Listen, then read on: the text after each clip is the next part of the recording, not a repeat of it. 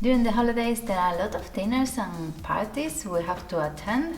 I don't know if we're allowed any, but we're going to make an outfit just in case. I have two remnants I want to use. I have this really good quality black velvet, much nicer than the one I use on Halloween. And then I have this starlight thing. So let's see what we can do with them. And I want to make a jumpsuit. My idea is to use the velvet on the trousers and this on the top. And it's going to have a really deep V-neck. That, because it's a stretchy material, I'm going to make it stay in place with this stiff black cotton I have left from Halloween as well. I have all my blocks ready over there. I'll leave you the links in the description down below, and of course, if you're not subscribed, please consider subscribing. I would really appreciate it. It helps the channel a lot, and that way you don't miss anything. I'm going to start by cutting the trousers and sewing the two fronts and the two backs together, so then I can sew the sides and in between the legs. For the bodice, I'm going to trace my V-neck, sew some French darts, so then I can sew it to the lining right sides together. Then I can sew the back and hide the seams in the lining and finish the armholes. And this means I can now sew it to the trousers right sides together and finish it with the zip. And I'm going to start cutting the trousers. When I'm going to cut trousers, I'm always flipping and twisting and turning the block because I don't know, it takes me a while to figure out which side I've cut and which side I need to cut now. So I'm going to do it by folding the remnant I have. You're not supposed to cut fabric while folded because you waste a lot of material. But because this is a tiny bit of remnant, it doesn't matter.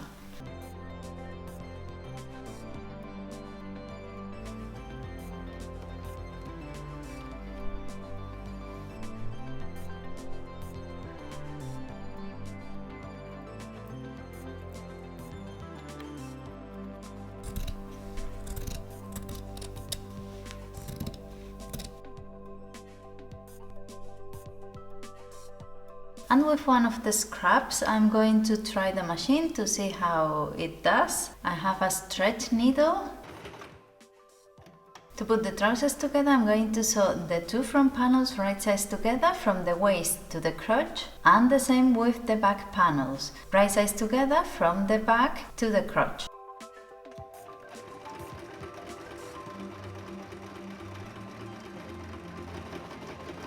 And now that this is done, I can sew together the legs, always from crotch to one ankle and from crotch to the other ankle, because if not, it can be twisted.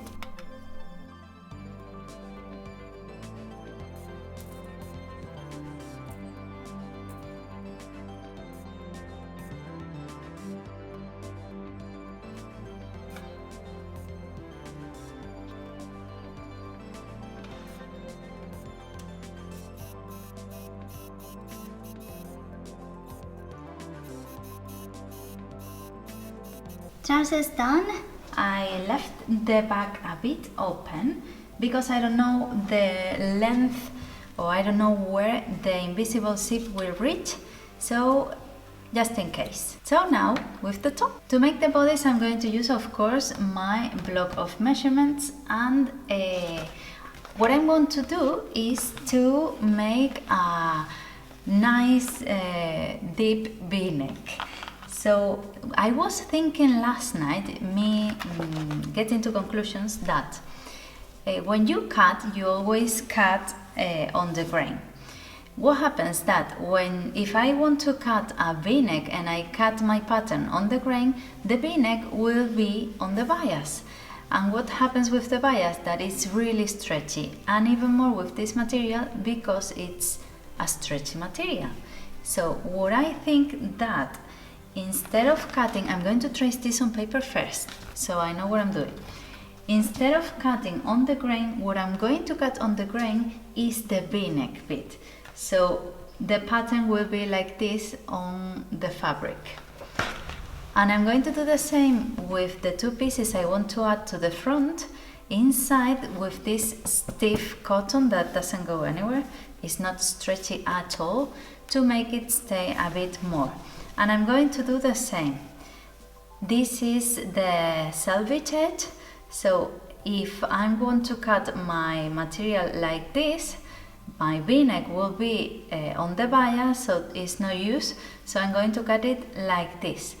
I'm going to cut the V-neck on the grain. So I think that will make it stay a bit better.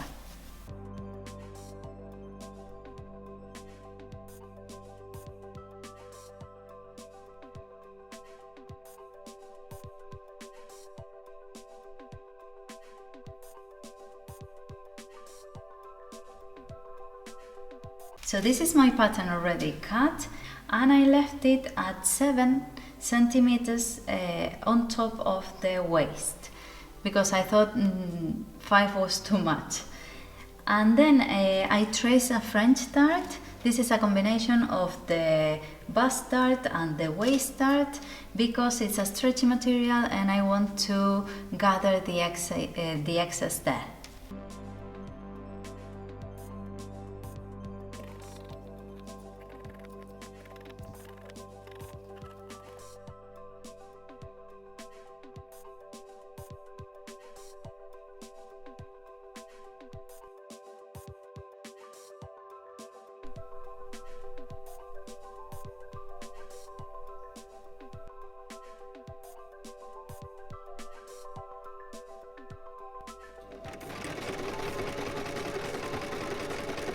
Here's Marie Antoinette posing with our lining, and once I did the French darts, I sewed the central seam, and I'm quite happy, it looks quite good. So now I have to do the same with the out fabric.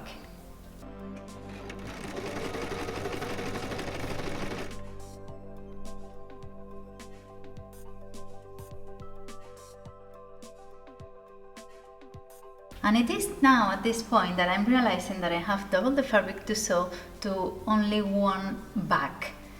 So I'm going to start sewing the V-neck right sides together, so then I can sew it to the back, which is cut in half because there's a zipper going in.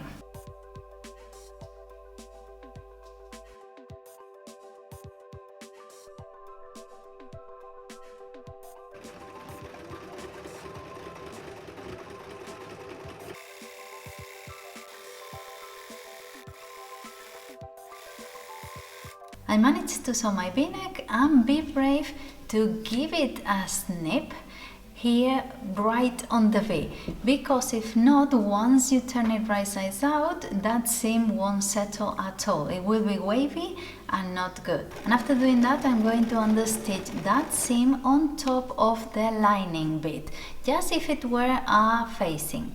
And after giving it a few turns and twists and more turns, I managed to sew the back with the lining and everything, so there are no seams seen. And I did it like I did with the shirts, with the two yokes. When you have two bits of fabric that you want to sew onto another one and you don't want the seams, you just have to sew it on one, and then you have to take advantage of the little holes that remain, like for example the armhole bit, to take this seam out and sew the lining on there. The same I did on the side, but I use the waist hole I still have to take it out and sew it.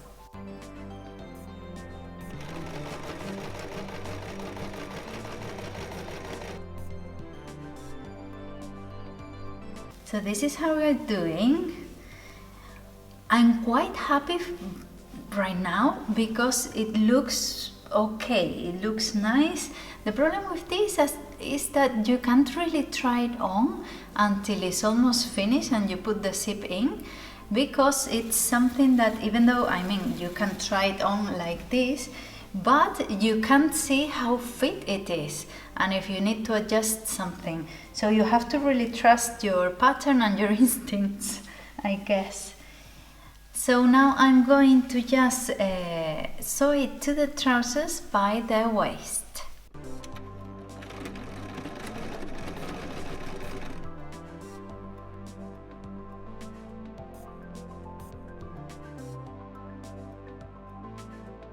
And to sew the invisible zip, we're going to place it on top of our garment, pin it, while twisting. We're going to twist it so the dents are not on the opening, but on the other side.